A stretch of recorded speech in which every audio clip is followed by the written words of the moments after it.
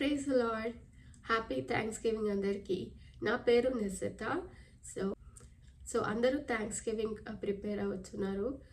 అందరూ thanks giving సీజన్లో ఉండి సెలబ్రేట్ చేసుకునే టైంలో మరి ఫస్ట్ థ్యాంక్స్ గివింగ్ ఎక్కడ జరిగింది, ఎలాగ జరిగింది, మనము వాక్యంలోంచి కొద్దిసేపు ధ్యానించుకున్నాము.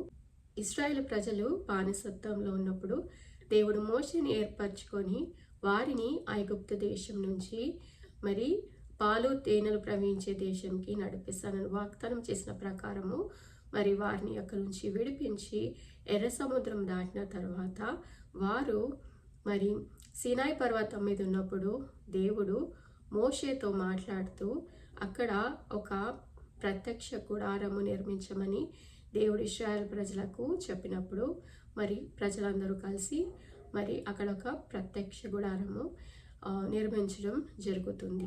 సో అది నిర్మించిన తర్వాత మరి దేవుడు ఒక మేఘము వలె ఆ యొక్క ప్రత్యక్ష గుడారం మీదకి రావడము, మోషేతో మాట్లాడడము జరుగుతుంది. ఆ టైంలో మరి దేవుడు మోషేకి కొన్ని ఇన్స్ట్రక్షన్స్ ఇస్తాడు.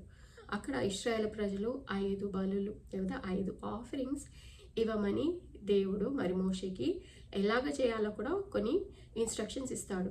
సో మన ఫస్ట్ నుంచి చూసుకున్నట్లయితే, జెనసిస్ నుంచి చూసుకున్నట్లయితే మరి ఈ బలి అర్పణలు మరి ఆ కయ్యను ఏబెల్ నుంచి స్టార్ట్ అవుతుంది. కానీ ఇక్కడ మరి ఇశ్రాయేల్ ప్రజలకు దేవుడు కొన్ని 5 బలులు అర్పించడం, మరి స్పెసిఫిక్గా కొన్ని ఇన్స్ట్రక్షన్స్ ఇచ్చి ఆ బలులు ఎలా అర్పించాలో మరి దేవుడికి మోషే ద్వారా మాట్లాడడం మనం చూస్తాం. సో ఎందుకు వారికి దేవుడు ఇది ఇన్స్ట్రక్షన్స్ లేకపోతే బలులు ఇవ్వమని చెప్తున్నాడో మనం చూస్తాము. ద్వితీయోపదేశ కాండము 8వ అధ్యాయము 10వ వచనంలో చూసుకున్నట్లయితే, నీవు తిని తృప్తి పొంది నీ దేవుడైన యెహోవాను నీకు ఇచ్చిన మంచి దేశం బట్టి ఆయనను స్తుతింపవలెను. మరి దేవుడు వాళ్ళకి ఇచ్చిన విడుదల కొరకు, వారికి ఇచ్చిన ఫ్రీడమ్ కొరకు, ఆ స్లేవరీ నుంచి దేవుడు వాళ్ళని విడిపించినందుకు దేవునికి వీళ్ళు బలి అర్పణ అర్పించాలని దేవుడు కోరుచున్నాడు. లేకపోతే ఆ 5 బలులు ఏంటియో మనము చూస్తాము.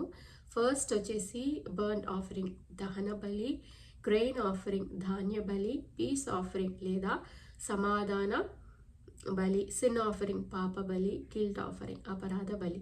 సో ఈ 5 బలులు దేవుడు వారికి అర్పించాలి అని చెప్పేసి చెప్తున్నాడు. కానీ ఈరోజు మరి థ్యాంక్స్ గివింగ్ సీజన్లో మనం ఉన్నాము కాబట్టి పీస్ ఆఫరింగ్ లేదా థ్యాంక్స్ గివింగ్ ఆఫరింగ్ లేకపోతే ఫెలోషిప్ ఆఫరింగ్ గురించి మనము కొద్దిసేపు లేవి కాండము 7వ అధ్యాయం 11వ వచనంలో మనం చూసుకున్నట్లయితే, ఒకడు యెహోవాకు అర్పించవలసిన సమాధాన బలి గురించి విధి ఏదనగా, వాడు కృతజ్ఞతార్పణముగా దాన్ని అర్పించినప్పుడు తన కృతజ్ఞతార్పణ రూపమైన బలి కాక నూనెతో కలిసినవియు పొంగనివైన పిండి వంటలను, నూనె పూసినవియు పొంగనివైన పలచని అప్పములను, నూనె కలిపి కాల్చిన గోధుమ పిండి వంటలను అర్పింపవలెను.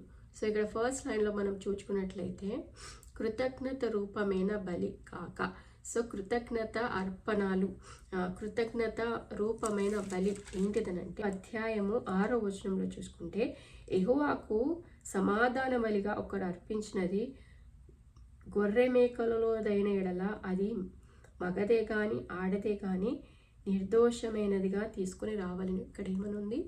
నిర్దోషమైనది. అది మేక అయినా సరే, గొర్రెపిల్ల అయినా సరే, ఆడదైనా మగదైనా వారు మరి మచ్చలేనిదై నిర్దోషమైనది, it has to be spotless, aimless, ప్యూర్గా ఉన్నది మరి దేవుని సన్నిధిలోకి తీసుకొని రావాలి అని వాక్యంలో మనం చూసుకున్నాం. అర్పించినప్పుడు అర్పణలములు గొర్రెలైనను ఎడల యెహోవా సన్నిధిని దాన్ని తీసుకుని రావాలి, తాను అర్పించిన. సో ఇక్కడ దేవుడు ఇన్స్ట్రక్షన్స్ ఇస్తున్నాడు ఎలాగా దాన్ని అర్పించాలి అని. ఒకటి ఫస్ట్ అది మగదైనా కానీ ఆడదైనా కానీ అది నిర్దోషమైనదే ఉండాలి. అది దేవుని సన్నిధికి తీసుకొచ్చినప్పుడు దాని యొక్క రక్తము ఆ బలిపీఠము చుట్టూ దాన్ని ప్రోక్షించాలి. అప్పుడు అక్కడ ఉన్న ప్రీస్ట్ లేకపోతే ప్రధాన యాజకుడు ఎవరైతే ఉన్నారో దాని యొక్క రక్తాన్ని తీసి అక్కడ ఉన్న బలిపీఠం మీద ప్రోక్షించడం జరుగుతుంది. తర్వాత దాంట్లో ఉన్న కొవ్వు పదార్థాలు అవంతా దేవునికి, దాంట్లో కొంచెము మరి అక్కడ ఉన్న ప్రధాన యాజకుడికి తక్కింది ఎవరైతే మరి బలికి ఆఫరింగ్కి తీసుకొచ్చారో వారికి చెందుతుందని దేవుని యొక్క వాక్యంలో మనము చూడొచ్చు. అదేవిధంగా మనం చూసుకున్నట్లయితే అదే గ్రంథంలో 22వ అధ్యాయము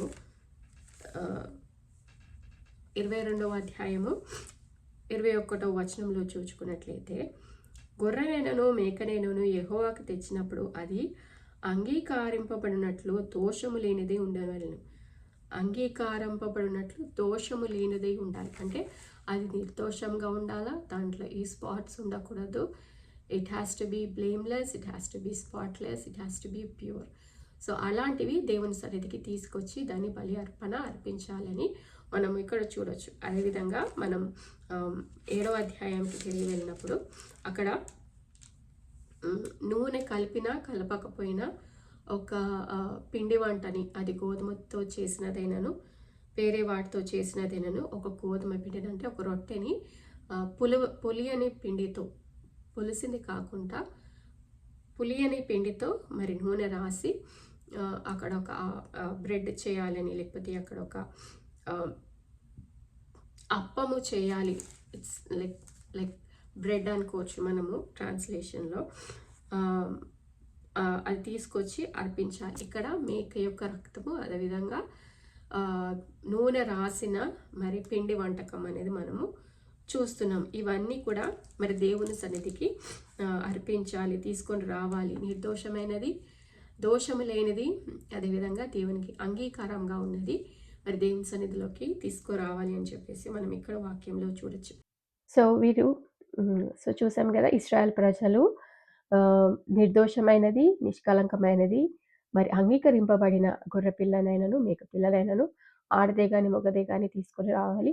అదేవిధంగా నూనె రాసిన నూనె లేని పిండిని ఏదైనా కూడా మరి ఒక గోధుమ అప్పముని దేవుని సన్నిధికి తీసుకురావాలని, అది ఒక బలిపీఠం మీద దాని రక్తము ప్రోక్షించిన తర్వాత మరి దాంట్లో ఉన్నది కొవ్వును, మరి దేవునిది తక్కినది, మరి అక్కడున్న ప్రధాన యాజకుడిది తక్కినది, మరి ఎవరైతే వాళ్ళు ఇష్టపూర్వకంగా ఈ యొక్క సమాధాన బలి అర్పిస్తున్నారో అది వారికి.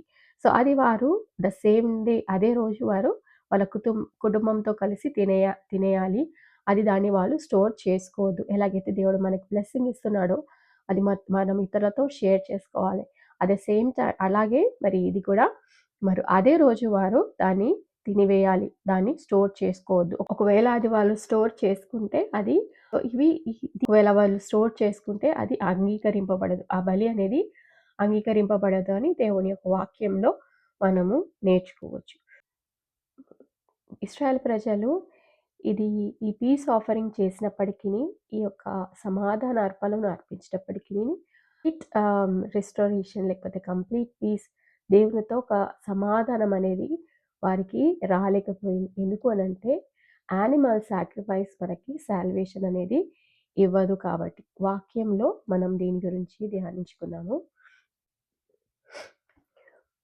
సో ఇశ్రాయేల్ ప్రజలు మరి దేవునితో సమాధానం పడడానికి కానీ, దేవునితో మరి ఆ రిలేషన్షిప్ కొరకు వారు ఈ సమాధాన బలులు, లేకపోతే మనం చూసాం కదా 5 రకాల బలులు మరి దేవునితో మరి పీస్ లేకపోతే ఆ రెస్టోరేషన్ కోసము అర్పించినట్లు మనం చూస్తాం. కానీ మనం ఇప్పుడు కొత్త నిబంధనలో ఉన్నాం. హెబ్రీ రాసిన పత్రిక 10వ అధ్యాయము 4వ వచనంలో చూసుకున్నట్లయితే, ఏలయనగా ఎడ్ల యొక్కయు మేకల యొక్కయు రక్తము పాపములను తీసివేయుట అసాధ్యము. సో మనము దేవునితో సమాధానం పడాలి. సో న్యూ టెస్ట్మెంట్లో మనం చూసుకున్నట్లయితే మొదటి పేతురు 1వ అధ్యాయము 19వ వచనంలో చూసుకున్నట్లయితే, అమూల్యమైన రక్తము చేత అనగా నిర్దోషమును నిష్కలంకమునగు గొర్రె పిల్ల వంటి క్రీస్తు రక్తము చేత విమోచింపబడితిరని మీరెరుగుదురు కదా. మరి మనం చూసుకున్నట్లయితే మనం పాత నిబంధన గ్రంథంలో మనం చూసాం కదా, నిర్దోషమైనది, నిష్కలంకమైనది, బ్లేమ్లెస్ ఉండాలి.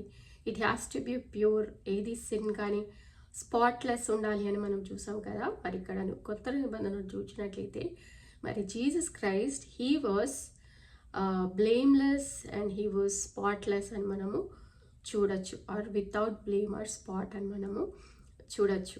మరి ఆ యొక్క రక్తము మన కొరకు చిందింపబడింది. అదేవిధంగా 2 కొరింథీయులు 5వ అధ్యాయము 19వ వచనం, 5వ అధ్యాయము 18వ వచనం మనం చూసుకున్నట్లయితే, సమాధానమును దేవుని వలనైనవి, ఆయన మనలను క్రీస్తు ద్వారా తనతో సమాధానపరుచుకొని ఆ సమాధానపరచు పరిచర్యను మనకు అనుగ్రహించును. ఎవరి ద్వారా? క్రీస్తు ద్వారా తనతో అంటే దేవునితో సమాధానపరుచుకొని ఆ సమాధాన పరిచర్య మనకు అనుగ్రహించాను. మరి యేసుక్రీస్తు ద్వారా మనకి మరి తండ్రితో సమాధానం కలుగుతున్నట్లు మనము చూడొచ్చు. మరి యేసుక్రీస్తు వారు నిష్కలంకమైనను నిర్దోషమైన రక్తము ద్వారా మనకి మరి విమోచన కలిగినట్టు, లేకపోతే మన ప్లేస్లో తను ఉండి మన కొరకు బలియాగమైనట్లు మనము చూడొచ్చు. అదే పేతురు రాసిన గ్రంథము 3వ అధ్యాయము 18వ వచనంలో మనం చూసుకున్నట్లయితే, ఏలయనగా మనలను దేవుని యొద్దకు తెచ్చుటకు అనీతిమంతుల కొరకు, అంటే మనము అనీతిమంతుల కొరకు నీతిమంతుడైన యేసు శరీర విషయంలో చంపబడియు, యేసుక్రీస్తు నీతిమంతుడు, ఆయన నీతిమంతుడై మరి మన కొరకు చంపబడియు, ఆత్మ విషయంలో బ్రతికింపబడి, అంటే ఆయన ఇంకా బ్రతికే ఉన్నాడు, పాప విషయంలో ఒక్కసారే శ్రమపడాను, మరి అందరి పాపాల కోసం తను ఒక్కసారే మరి అందరి కోసం మరణించి తిరిగి లేచి దేవుని సన్నిధిలో ఉన్నట్లు మనం చూడొచ్చు. ఆయన ఇప్పటికీ మరి మృత్యుంజయుడు.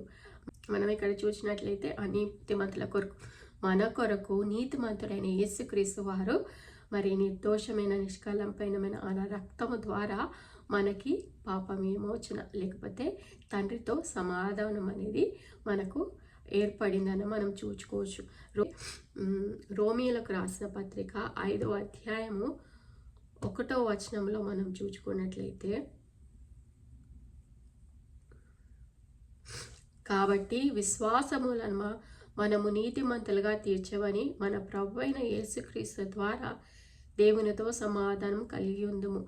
మరి ఈ విశ్వాసము మనం ఈ వాక్యంలో మనం చూసుకున్నట్లయితే, విశ్వాసము వలన నీతిమంతులుగా, అంటే ఎప్పుడైతే మనము యేసుక్రీస్తు వారు మన సొంత రక్షకుడిగా అంగీకరించి మరి ఆయన మన కొరకు చనిపోయాడని మనం ఎప్పుడైతే విశ్వసించి ఆయన కొరకు వేచి ఉంటామో మనము నీతిమంతులుగా తీర్చబడతాము. అదేవిధంగా మరి ఏదైతే ఆ సమాధానం ఆదాము అవ్వ చేసిన పాపం వలన ఏదైతే ఆ సమాధానం మనం కోల్పోయామో, మరి యేసుక్రీస్తు వారి ద్వారా విశ్వాసము ద్వారా మరి దేవునితో సమాధానం కలిగి ఉందమని వాక్యంలో మనం చూడొచ్చు. ఆ రిస్టోరేషన్ అనేది జరుగుతుంది. అక్కడక్కడ ఫుల్ రిస్టోరేషన్ అనేది మనము ఇక్కడ మరి చూడొచ్చు. దేవునితో సమాధానం కలిగి ఉండటం, ఏదైతే సమాధానం మనం కోల్పోయి ఉన్నామో, పాత నిబంధనలో చూసినట్లయితే గొర్రెల బలి, మేకల బలి, మరి యానిమల్ సాక్రిఫైసెస్ చూసాము, లేకపోయింది. న్యూ టెస్టిమెంట్లో మరి దేవుడు తన కుమారుని పంపించి మన కొరకు తను బలియాగమై మరి తండ్రితో మనకి సహవాసం అనేది రీస్టోర్ చేయడం జరిగింది. తండ్రి ప్రేమ ఎంతో గొప్పది. మరి యేసుక్రీస్తు ద్వారా మనకి తండ్రితో సమాధానం అనేది ఏర్పడింది. మరి ఈ సమాధానం దేవుడు మనకిచ్చినందుకు, యేసుక్రీస్తు వారు మనకి సమాధానం ఇచ్చినందుకు మనము కృతజ్ఞత కలిగి ఉండాలి. ఈ థ్యాంక్స్ గివింగ్కి దేవుడు మనకిచ్చిన రక్షణ కొరకు, దేవుడు మనకిచ్చిన డెలివరెన్స్ కొరకు మనము దేవునికి కృతజ్ఞత కలిగి ఉండాలి. ఎప్పుడైతే మనము ద్రాక్షరసము మరి ఆయన యొక్క బలిలో మనం పాల్గొంటామో దేవునితో మరి సహవాసం కలిగి ఉంటాము. ఎప్పుడైతే ఆయన రక్తంలో అదేవిధంగా ఆయన శరీరంలో పాల్గొని ఉంటామో ఆయనతో సహవాసం చేసిన వారం అవుతాము. సో దేవుడు ఇచ్చిన స్వస్థత కొరకు, దేవుడు మనకిచ్చిన విడుదల కొరకు, దేవుడు ఇచ్చిన రక్షణ కొరకు మనం ఎల్లప్పుడూ మరి దేవునికి కృతజ్ఞతలు కలిగి ఉండాలి. ఈ థ్యాంక్స్ గివింగ్ సీజన్లో మరి ఈ ఒక నవంబర్ మొత్తమే మనము దేవునికి కృతజ్ఞతలు చెప్పినట్లు కాదు, కానీ మన జీవితాంతం కూడా మరి దేవుడిచ్చిన ఆ మేలుల కొరకు, దేవుడిచ్చిన రక్షణ కొరకు మరి ఎప్పుడు కూడా దేవునికి కృతజ్ఞతలు జరుపుకుంటూ ఉండాలి. Hope you all have a blessed thanks giving. మరణాత. దేవునికి స్తోత్రం. ఆమేన్.